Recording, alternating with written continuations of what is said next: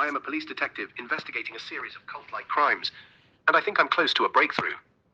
Those previous posts were indeed for everybody, but at this point, I feel almost like I'm writing this for myself, to see if there's any connection I haven't made, any conclusion I haven't realized, or anything at all that I may be missing.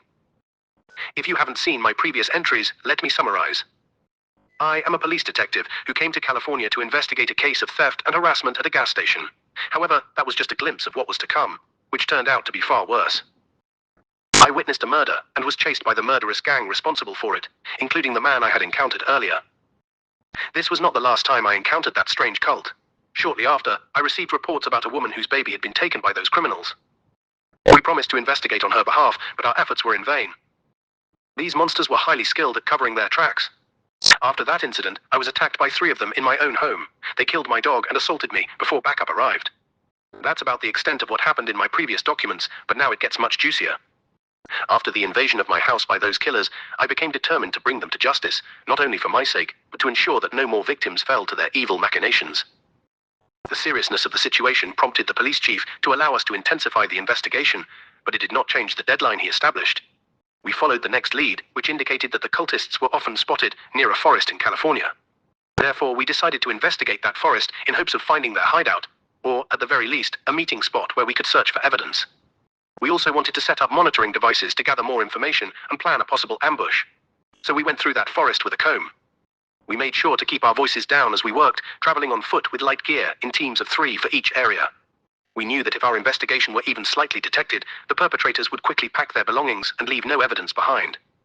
Eventually, we did find a small shack with 1 room. It seemed like the kind of stuff a pack of homeless people would cobble together, with a scrap metal roof and unpainted wooden walls.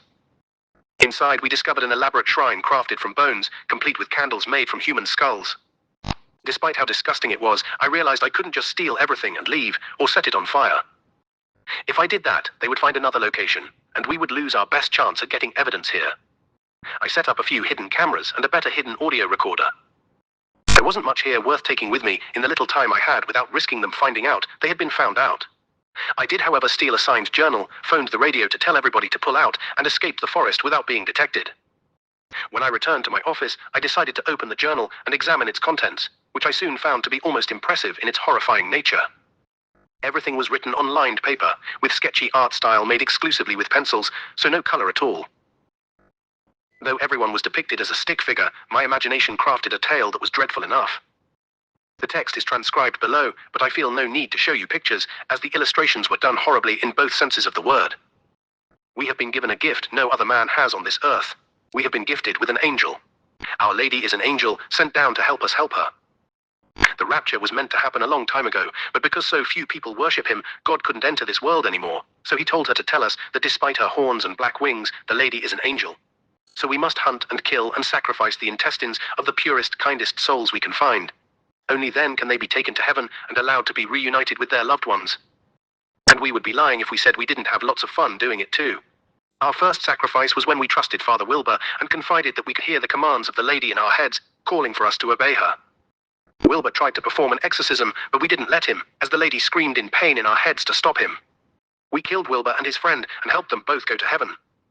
Then we sent the rest of the church full of non-believers to hell with a great fire. Everything's been going so smoothly, but those damn police just don't get it. It's a good thing that we've got a man on the inside, though. That last sentence made my breath catch in my throat. As I slowly turned around, I saw my co-worker, who was a cop, and seemingly the only person other than me who was willing to stay up this late doing work, and when he saw me, he looked nervous. Oz? Mind if I take a look at that? Oh, just a second. Thanks. All right. Here you go. Mind if I take this home with me? I want to see with my own eyes, and if the chief saw me reading this, he'd think I was some kind of savage. I get it. He doesn't know it, but I stuck a tracker hidden in a sticker at the end page, which, alongside the last couple pages of the journal, were not written on or used. Right now, I'm sitting at home watching the tracker and the cameras. I have a feeling the end of this case is near. The last pieces of this puzzle are coming together, but it feels off, or maybe I just don't like the way it looks.